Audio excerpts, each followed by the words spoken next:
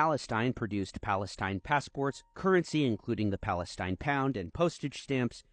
The colonial police force was named the Palestine Police Force. The government-owned railway company would be Palestine Railways, as well as the Palestine Sport Federation and Broadcasting Service. It wasn't just the British, of course, but also the First Zionist Congress, with their Basel program calling for the establishment of a publicly and legally secured home in Palestine for the Jewish people back in 1897.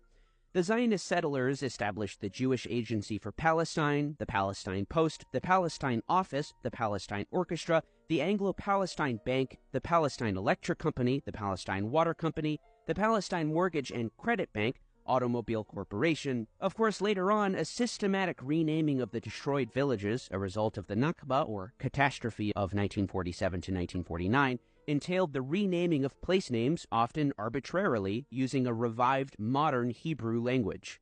Indeed, a 1956 committee report of the official Government Names Committee, set up in 1949 by Ben-Gurion, to rename Palestinian towns, states that a decisive majority of the names were determined by mimicking the sounds of the Arabic words, a partial or complete mimicking, in order to give the new name a Hebrew character, following the accepted grammatical and voweling rules. Said longtime Defense Minister Moshe Dayan, Jewish villages were built in the place of Arab villages. You do not even know the names of these villages, and I do not blame you, because geography books no longer exist. Not only the books do not exist, the Arab villages are not there either. There is not a single place built in this country that didn't have a former Arab population. Detractors of Palestinian history, who apparently totally dominate the Western narrative of the region's history, will challenge the legitimacy of the Palestinians' indigenousness to the land by claiming that there was no sovereign kingdom of Palestine before 1948, or that there was no such thing as a Palestinian, a claim made famous by Prime Minister Golda Meir, birth name Mabovich, an immigrant from Ukraine. Palestine, the word used continuously for the land for thousands of years.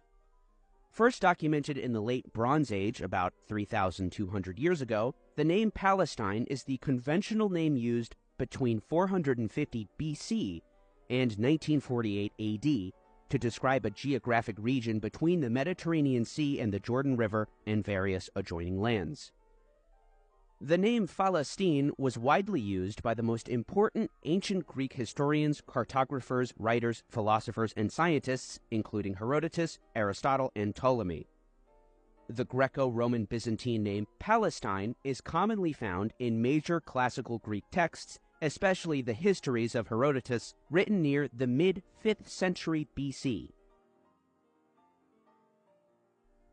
Further, Palestine existed as a distinct administrative unit and a formal province for over a millennium, beginning in the 2nd century Common Era with the Roman province of Syria Palestina.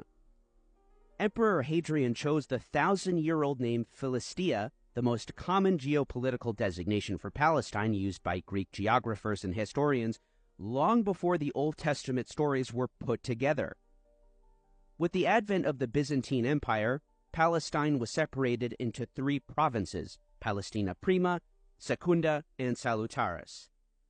Moreover, these 3 provinces were effectively governed politically, militarily, and religiously from Palestina Prima as a 3-in-1 polity from the 4th century until the early 7th century, as was Iraq, under British rule following the First World War, through the 3 provinces of Baghdad, Basra, and Mosul. As the Rashidun Caliphate began their rule in the 7th century, the name remained as the province of Jund Filastin for 4.5 centuries before being interrupted by the Crusades. With the Crusaders defeated by the Mamluks, the name was revived where it was the land of Filastin throughout the Middle Ages and well into the 20th century. To provide you a woefully incomplete timeline, a map containing Palestine by the cartographer Muhammad al-Idrisi exists circa 1154. We have additionally a map of Palestina from 1320 by Marino Sanudo.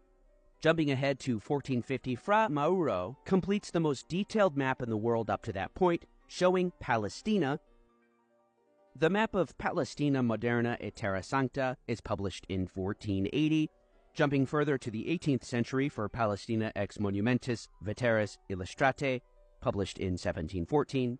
In the next century, 1803, we see the Ottoman Jazid Adlas Tarjumesa.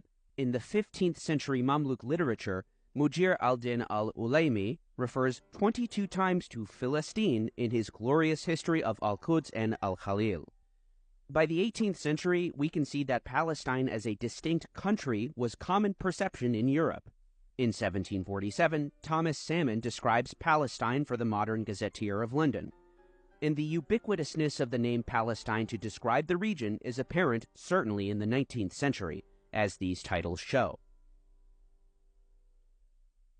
Of course, Queen Victoria sponsored the Palestine Exploration Fund to explore biblical locations and obtain a foothold in the strategic location. The turn of the Victorian era coincided roughly with the descent into European nationalist conflict, which culminated in the First World War, after which the League of Nations universally accepted the name Palestine for the region now under British control.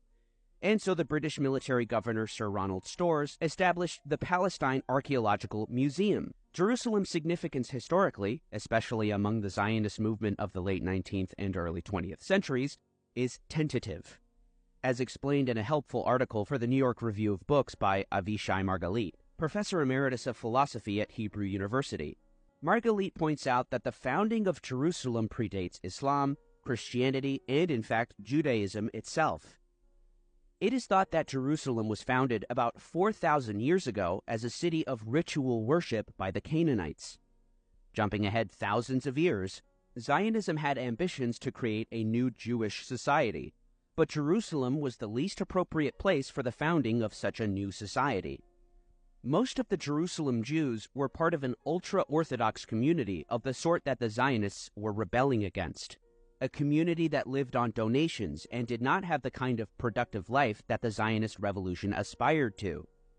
It is no wonder, then, that the Zionists preferred to build the new Hebrew city in the golden sands of Tel Aviv. Most of the immigrants to Israel, about 80%, settled along the Mediterranean coast, a region that had never been the historic homeland of the Jewish people.